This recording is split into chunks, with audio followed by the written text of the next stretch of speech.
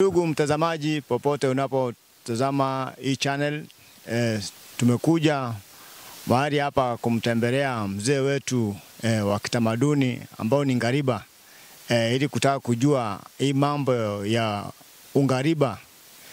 Ni tamaduni za Kiafrika, pia ni tamaduni za Kikuria. Sasa hususan leo tumekuja kumtembelea mzee wa Kikuria. Kwa sababu hapo wazee wengi katika tamaduni za Kiafrika, yeye ni mzee wa Kikuria. Amekuwa akifanya hii kazi kwa miaka mingi, kazi ya ungariba.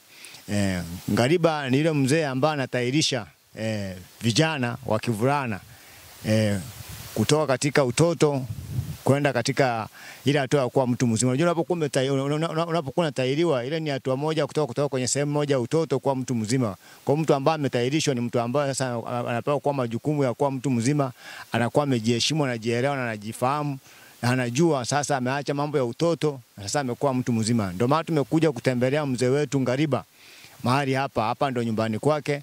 Atawaambia kazi ambazo anafanya tofauti na kazi ya ungariba, na kazi yake ya ungariba ameifanya kwa muda gani na kwa miaka gani ameifanya, na hii kazi inaendaje. Kwa hivyo msio na wasiwasi mnapotazama popote mlipo, tuko mahali hapa.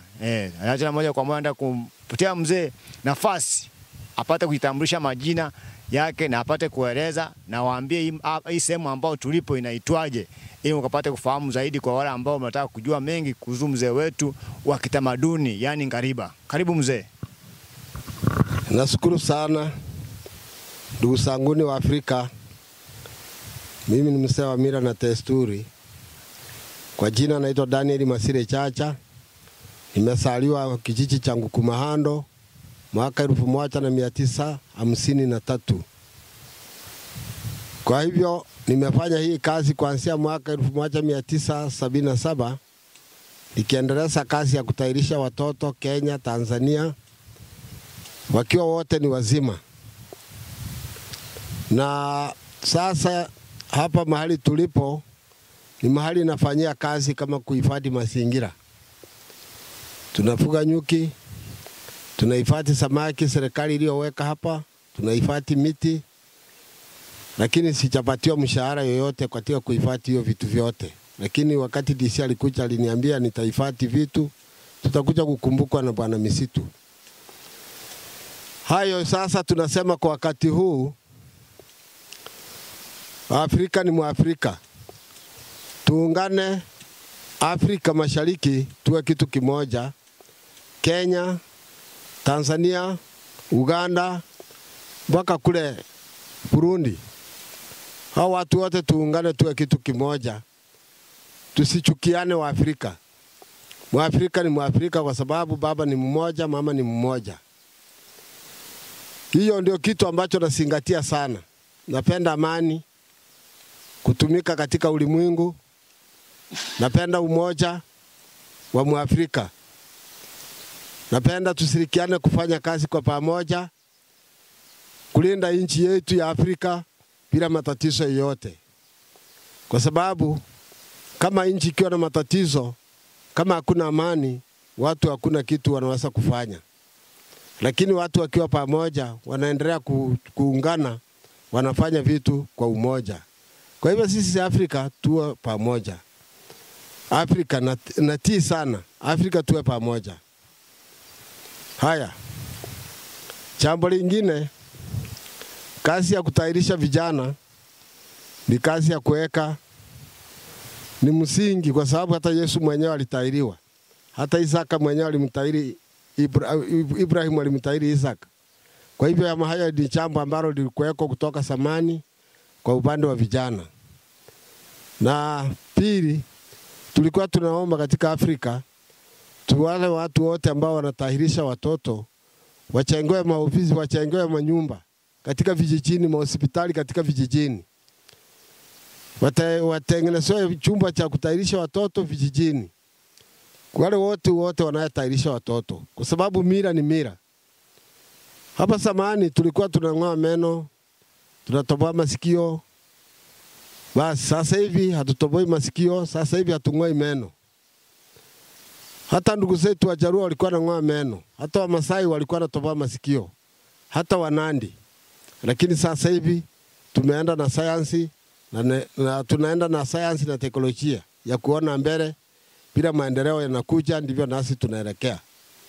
Kwa hivyo tubatilishe mtindo huu. Tubatilishe mtindo huu wa kuchengea hospitali kubwa tuwe tunafanyia kazi. Turudi kwa upande wa mashirika.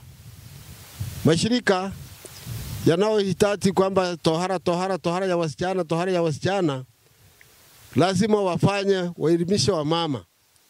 Lazima waelimishe wa mama, sio kuingilia wa mama hivi hivi. Waelimishe wa mama, wafundishe, watie semina, wapatie hata kitu kidogo wa mama wajue. Lakini tukitaka jambo hili kuisha kwa miaka inayokuja ni kusomesha watoto wapate elimu hali ya juu. Kwa sababu hivi vitu tulisaliwa tukavikuta vipo. Kwa hivyo sasa kuja tupigeuze hivi hivi visikuwe lazima. Vyenyewe vitengenezewe msingi maalum. Mtu asienda kule anaenda anachukua pesa, halafu anakuja anatanganya watu hapa. Baadaye unaona mambo yanarudi yanakuwa vile yalivyokuwa. Hilo kitu hakifai. Mimi najua kwamba tukielimisha watoto katika elimu, hilo jambo litakuwa. Lakini pasipo elimisho na elimu na mama wetu elimishwe, hii jambo sio lazima. Kwa sababu ni utamaduni wa watu wao walikuweko kutoka enzi na enzi. Hii utamaduni ulikuweko, hata mimi nisalio nikakuta maneno ya tohara iko. Wasichana wakitairiwa na vijana. Saa ingine mimi nitaseeka nikiacha tu vikiendelea hivyo. Lakini muelimishe wa mama na vijana. Muelimishe wa mama. Samani tulikuwa tunatairisha na kisu kimoja. Sasa hivi tukageuka tukatairi na visu vingi vya hospitali. Sasa ni mabadiliko yanakuja. Hayo ndio mambo mimi nimeongea. Nikiwa msemaji ambaye ni mzee wa mila na desturi. Haya mashirika yanaleta pesa ya tuchengea hospitali. Ya tuchengea hospitali ya kutairisha vijana. Ndio tuone wamefanya kazi.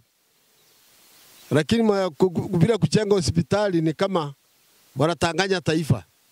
Wanachukua pesa za wasungu kutoka ng'ambo, wanakuja wanaweka, wanakula huko hera zao, halafu wanatanganya watu. Imekuwa kama ni biashara. Imekuwa kama ni biashara vya kutanganya watu eti watoto hawezi kutairiwa sijui nini na nini.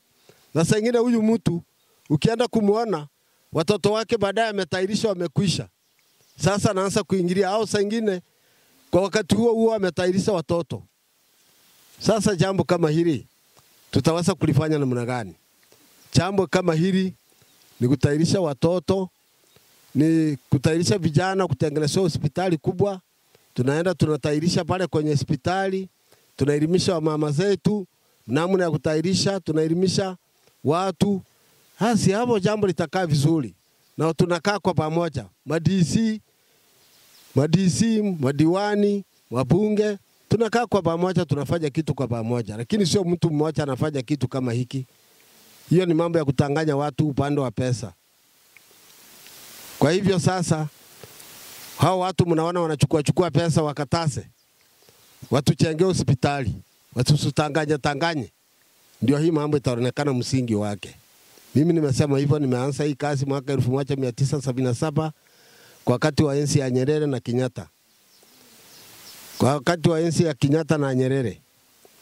Hilo ndio kitu mimi nimeongea kwa siku nyingi. Hiyo ndio kitu nimeongea kwa siku nyingi. Nimefanya hii kazi kwa siku nyingi. Na hakuna msasi yoyote analia anasema hii mambo imekuwa hivi. Kwa hivyo ndio kitu mimi nimeongea. Sasa hivi ningependa ndugu zanguni viongozi wanafanya. Mimi niko katika East Africa. Kuchambo la Kicheri na chambo la Mwema, kata ya Mwema na kata ya Kicheri. Wazee wakae chini wachatilie chambo hili, tusipoteze vijana bila kama hatuna wazee. Tuna wazee. Wazee wa Mwema waitane na wazee wa Kicheri, wakae pamoja, mambo hayo tuchatiliane. Hata kule Roman Islandi, kule Hispania. Tuweke maneno kwa pamoja, Halafu hayo ni maneno ya serikali, mambo ya mipaka ni mambo ya serikali. Sio mambo ya mwananchi. Mwananchi awekwe ili tuonyeshe vijana wetu msingi mwema. Msingi mwema wa kuishi. Namna watu wanaishi. Sasa tukianza kupigana mishale, tukipigana mishale, itatusaidia nini? Tunapoteza kule kata ya Mwema watoto, tunapoteza vijana wetu kata ya Lekicheri. Hasa hiyo ni faida au ni hasara? Ni hasara kubwa sana. Mimi nikiona nikiwa mzee mshauri ambao nataka amani iwe katika Afrika. Nimeongea hayo, muyachukue na muyaweke katika msingi. Mheshimiwa Ruto, tunatoa salamu kwako, uendelee kuongoza watu kwa amani na upendo. Haya, Mheshimiwa Museveni, uongoze watu kwa upendo na amani. Nyinyi ndio viongozi mliotangulia katika nchi kuongoza nchi.